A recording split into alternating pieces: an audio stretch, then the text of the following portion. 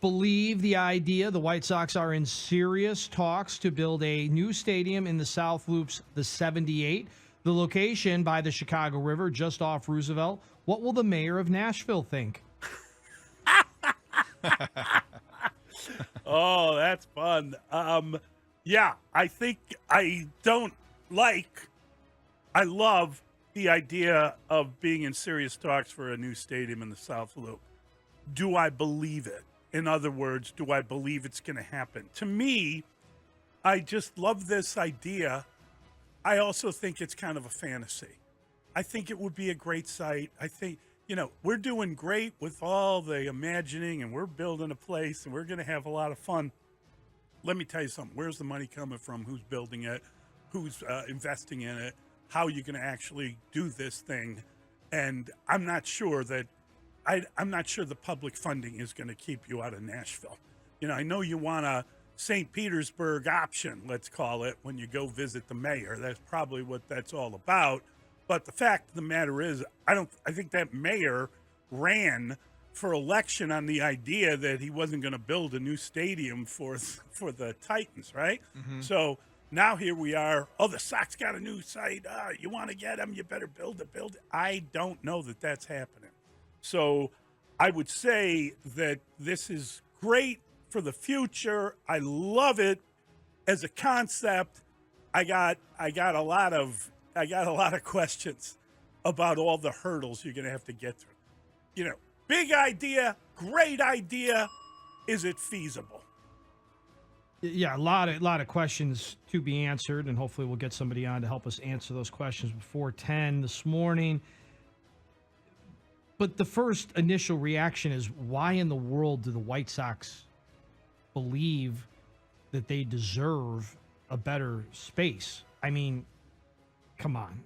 The second thing that went through my mind is, why are the Bears not interested in this parcel of land?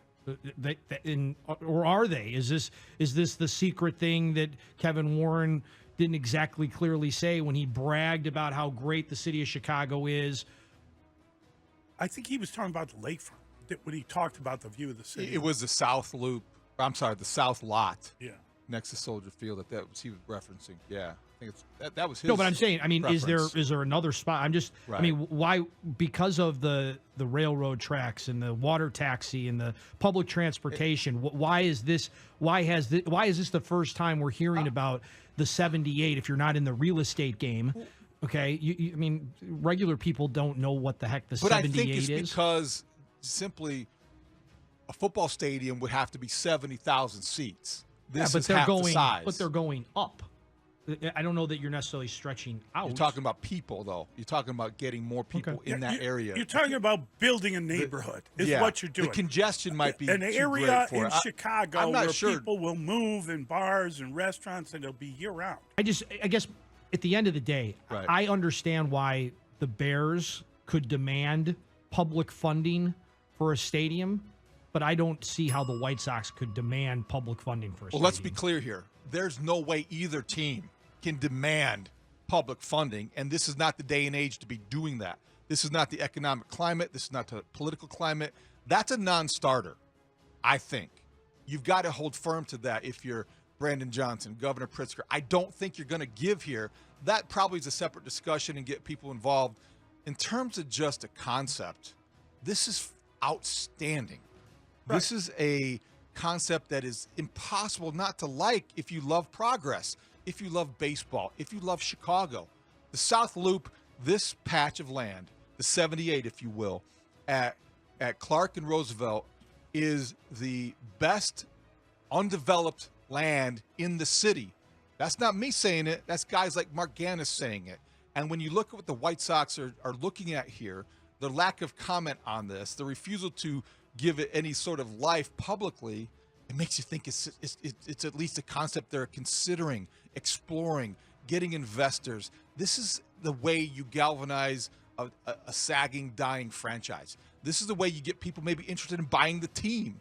This is the way you look at the White Sox becoming relevant again, a neighborhood team. They have every reason to look to relocate from 35th and Shields. That isn't happening there.